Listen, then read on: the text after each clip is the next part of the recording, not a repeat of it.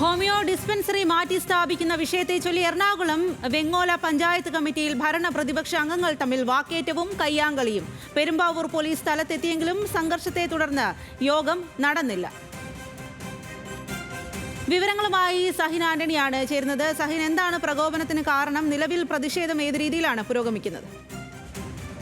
Homeo dispensary മാറ്റി സ്ഥാപിക്കുന്നതിനെ ചൊല്ലിയുള്ള വെങ്ങോല പഞ്ചായത്ത് കമ്മിറ്റിയിലുണ്ടായ ഭരണ പ്രതിപക്ഷ അംഗങ്ങൾ തമ്മിലുള്ള വാക്കേറ്റമാണ് കയ്യാങ്കളിയിലും ഒപ്പം തന്നെ വാക്കേറ്റത്തിലും സമാപിച്ചിരിക്കുന്നത്. പെരുമ്പാവൂർ പോലീസ് സ്ഥലത്തെത്തിയെങ്കിലും സംഘർഷത്തെ തുടർന്ന് യോഗം നടന്നില്ല. തണ്ടേക്കാട് MH കവലയിൽ വാടക കെട്ടിടത്തിലാണ് ഡിസ്പെൻസറിയുടെ പ്രവർത്തനമെന്നാണ് പറയുന്നത്. മാത്രമല്ല, പുതിയ കെട്ടിടം നിർമ്മിക്കുന്നതിന് വേണ്ടി ദേശീയ ആയുഷ് മിഷൻ 35 ലക്ഷം രൂപ അനുവദിച്ച് കെട്ടിടം ആരംഭിച്ചപ്പോൾ ഭരണപക്ഷത്തെ ഒരു വിഭാഗം പരാതിയുമായി രംഗത്തെത്തിയതാണ് ഈ പ്രശ്നങ്ങൾക്കെല്ലാം കാരണം. എന്തായാലും പഞ്ചായത്ത് പ്രസിഡന്റ് തന്നിഷ്ടപ്രകാരം അജണ്ട നിശ്ചയിച്ചുവെന്നാണ് പ്രതിപക്ഷം പറയുന്നത്. യോഗത്തിൽ ബഹളമുണ്ടായതിനെ തുടർന്ന് പോലീസ് യോഗം അവസാനിപ്പിക്കുകയായിരുന്നു. സ്വാതി.